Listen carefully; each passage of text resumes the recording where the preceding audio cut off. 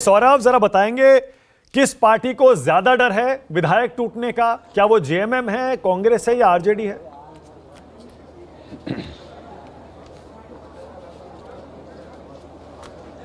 जी बिल्कुल मानक, सबसे ज़्यादा डर अगर कहें तो कांग्रेस पार्टी को है, क्योंकि उनके अगर विधायकों की संख्या जो है वो 16 है। अगर 12 अगर टूट जाते हैं तो निश्चित तौर पर एक बड़ी टूट मानी जाएगी। और अगर दूसरी तरफ अगर आप एनडीए की बात करें तो एनडीए में भी 11 विधायकों की ज़रूरत है। अगर 11 विधायक इनके पाले में आ जाते हैं तो बहुमत के साथ बीजेपी की यानी झारखंड में एनडीए की सरकार बन जाएगी। लेकिन सबसे बड़ी बात है कि ये टूट की कोशिश पहले भी कई बार की गई थी, लेकिन टूट संभव नहीं हुआ था। आज ऐसे स्थिति में जब तमाम जो विधायक हैं या तो सर्किट हाउस में हैं या फिर मुख्यमंत्री आवास में हैं और उनको ले जाने की तैयारी हो रही है हैदराबाद, तो निश्चित रूप में टूटना जो है इस मौके पर काफ़ी मुश्किल है। क्योंकि मुझे लगता है जिस तरीके से परसों जो विधायक दल की बैठक हुई थी उसमें तमाम जो विधायक थे वो मौजूद थे। हालांकि जेएमएम के जो हैं वो 5 विधायक भले मौजूद नहीं थे, लेकिन उनकी शिकायत जो है वो कल्पना सोरेन को लेकर थी, ना कि हेमंत सोरेन को लेकर। तो निश्चित रूप से अब कल्पना सोरेन वाली जो शिकायत थी वो भी दूर कर ली गई है। तो अब निश्चित रूप से महागठबंधन के पास जो विधायकों की संख्या है वो 48 है। तो ऐसे में कांग्रेस के जो विधायक हैं वो पहले से हेमंत सोरेन के साथ हैं और मजबूती से साथ खड़े थे। परसों जिस तरीके से हमने देखा और आज भी जब चंपई सोरेन कल जब वो राजभवन गए थे तो भी कांग्रेस के तमाम विधायक उनके साथ मौजूद थे।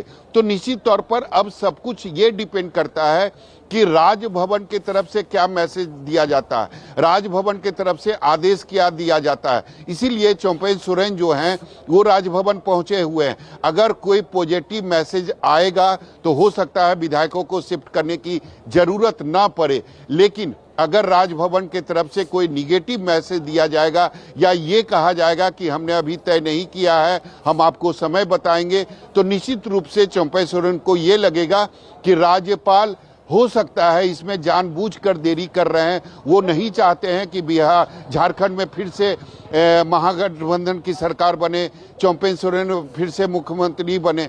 तो आज इसी सब मामले को जानने के लिए चंपई सोरेन जो हैं वो राजभवन गए हैं। वो जब राजभवन से निकलेंगे तो राज्यपाल से जो उनकी बातचीत होगी, पहले वो सर्किट हाउस जाएंगे, विधायकों के साथ विचार विमर्श करेंगे और उसके बाद जो आगे की रणनीति है, जो तैयारी है, दूसरी तरफ तैयारी यह भी है कि अगर कुछ अनहोनी होने की आशंका होगी तो उसके पहले विधायकों को शिफ्ट कराया जा सकता है।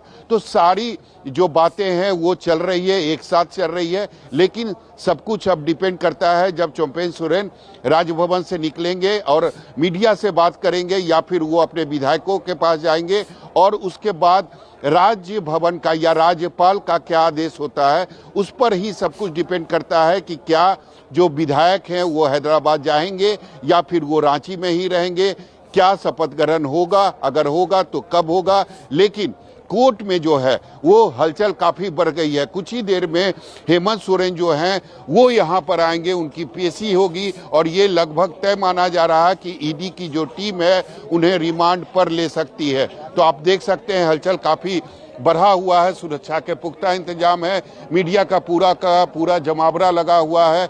हर कोई यहाँ, आम लोग भी काफ़ी ज़्यादा संख्या में आज यहाँ पहुँचे हैं और हो सकता है वो अपने पूर्व मुख्यमंत्री हेमंत सोरेन को एक बार देखना चाहते हैं। लेकिन झारखंड की जो सियासी गहमागहमी है वो काफ़ी तेजी से बदल रही है। जी मानव। ओके, निशिकांत दुबे का भी बयान आया है, बीजेपी के सांसद हैं, जरा उनको भी सुन लीजिए। निशिकांत दुबे क्या कह रहे हैं, सुनिए। केवल ये विक्टिम कार्ड खेलने से कुछ नहीं होगा। आपने आदिवासियों के साथ अन्याय किया है और यही कारण है कि आज झारखंड बंद का घोषणा करने के बाद भी झारखंड बंद नहीं हो पाया। केवल ये विक्टिम कार्ड खेलने से कुछ नहीं होगा। आपने आदिवासियों के साथ अन्याय किया है और यही कारण है कि आज झारखंड बंद का घोषणा करने के बाद भी झारखंड बंद नहीं हो पाया। लालू यादव ने भी ट्विटर पर हेमंत सोरेन और जेएमएम और इस सरकार के प्रति अपना पूरा समर्थन जता दिया है। लालू यादव कह रहे हैं हम इनके साथ ही हैं और साथ ही रहेंगे। और कांग्रेस पार्टी भी लगातार सवाल उठा रही है। वो कह रही है कि ईडी सीबीआई सरकारी एजेंसियों का दुरुपयोग करके सरकार को अस्थिर करने की कोशिश की जा रही है। लालू यादव क्या कह रहे हैं ये देखिए। भाजपा का डर जग जाहिर है, जनता भी समझ चुकी है, हम मजबूती से हेमंत सोरेन के साथ हैं।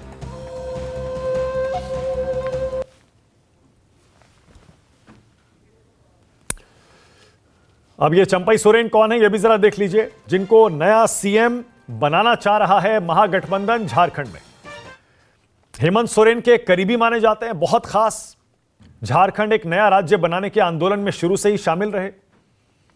सरायकेला से 6 बार के विधायक हैं, 3 बार मंत्री भी रह चुके हैं और पहले इंडिपेंडेंट निर्दलीय के तौर पर विधायक बने थे, बाद में जेएमएम में जुड़े, फिर अर्जुन मुंडा सरकार में मंत्री रहे। चंपई सोरेन पहले हेमंत सोरेन की पत्नी कल्पना के सीएम बनने की चर्चा चल रही थी, काफी दिनों तक चली, लेकिन उसके बाद कल रात अचानक चंपई सोरेन को मुख्यमंत्री बनाने का फैसला महागठबंधन ने कर लिया। कोल्हान टाइगर के नाम से भी इन्हें जाना जाता है। अब मेरे सहयोगी सौरभ कुमार रांची से जानकारी दे रहे हैं कि फिलहाल राजभवन में मौजूद तो हैं चंपई सोरेन, लेकिन राज्यपाल ने मिलने का समय अभी तक उन्हें नहीं दिया है। पूरा विपक्ष इस मामले पर एकजुट होता दिख रहा है। अखिलेश यादव भी अब समर्थन में उतर आए हैं हेमंत सोरेन के और उस सरकार के। कह रहे हैं कि अखिलेश यादव कह रहे हैं कि बीजेपी और बीजेपी की एजेंसियां सिर्फ और सिर्फ सरकार गिराने के लिए यह साजिश कर रही हैं और इसका नुकसान बीजेपी को चुनाव में भुगतना पड़ेगा। अब जरा ये विधानसभा का गणित देख लीजिए।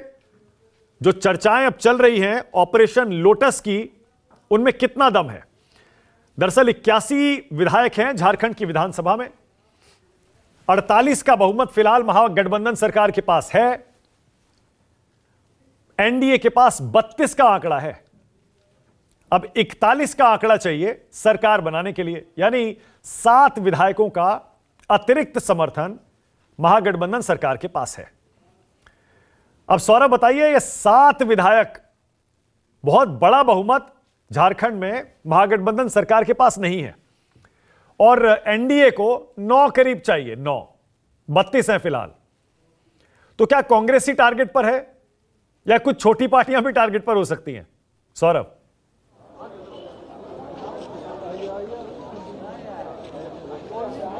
जी बिल्कुल, कांग्रेस ही टारगेट पर है, क्योंकि सबको, बीजेपी को पता है कि कांग्रेस को अगर तोड़ेंगे तो हमारी सरकार जो है वह बहुमत के साथ झारखंड में बन जाएगी। इसीलिए शुरू से ही, एक बार नहीं, इसके पहले भी कांग्रेस के विधायकों को तोड़ने की कोशिश की गई थी और ऐसा भी माना जा रहा है कि आज भी कुछ जो विधायक हैं वो बीजेपी के संपर्क में हैं। लेकिन सबसे बड़ी बात है कि संख्या, जब तक 2/3 कांग्रेस के जो विधायक हैं वो नहीं टूटेंगे, तब तक उनकी, अगर 2/3 टूटते हैं तभी उनकी सदस्यता बची रहेगी और तभी वो बीजेपी के काम आ सकते हैं, तभी भी झारखंड में बीजेपी की सरकार बन सकती है। लेकिन सबसे मुश्किल बात है कि 2/3 विधायकों को एक साथ तोड़ना। लेकिन मैं बार बार कर रहा हूं कि अभी भी कांग्रेस के जो विधायक हैं वो सर्किट हाउस में मौजूद हैं, वो मुख्यमंत्री आवास में मौजूद हैं और आज से नहीं, वो एक दिन पहले यानी परसों से ही जो तमाम विधायक हैं वो सर्किट हाउस और मुख्यमंत्री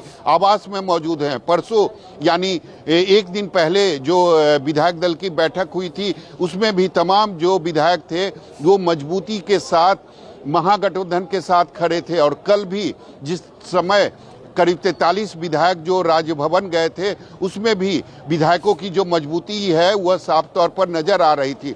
तो निश्चित रूप से कोशिश जरूर की जा रही है तोड़ने की, लेकिन मुझे नहीं लगता है कि ये टूटेंगे। अगर टूटना होता तो ये पहले टूट जाते, एक दिन पहले टूट जाते, विधायक दल की बैठक में नहीं आते। तो आज ये जो है दावा पेश किया गया है महागठबंधन सरकार के तरफ से, महागठबंधन विधायकों के तरफ से, ये चीज़ें नहीं हो पाती। लेकिन अब चीज़ें काफ़ी आगे बढ़ गई है।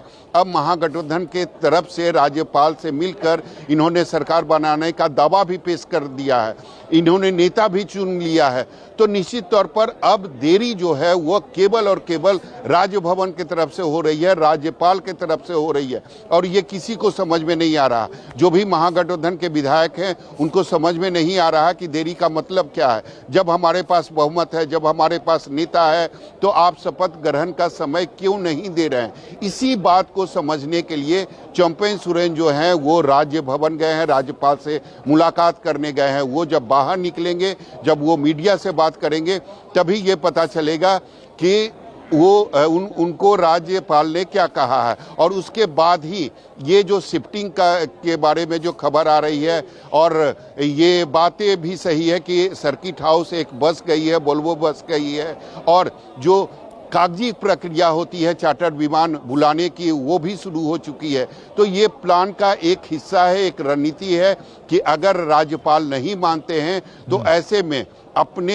दल को बचाने के लिए या टूट से बचाने के लिए सभी जो विधायक हैं, करीब 35 विधायक हैं, उनको शिफ्ट किया जाएगा हैदराबाद, और बाकी 5-6 विधायक यहाँ रहेंगे जो लगातार राजभवन और राज्यपाल के संपर्क में रहेंगे। ओके सौरभ, फिलहाल धन्यवाद। ऋषिकेश, आपका भी शुक्रिया। एक छोटा सा ब्रेक ले रहा हूं, लेकिन ब्रेक पर जाने से पहले ये आंकड़े देख लीजिए जरा।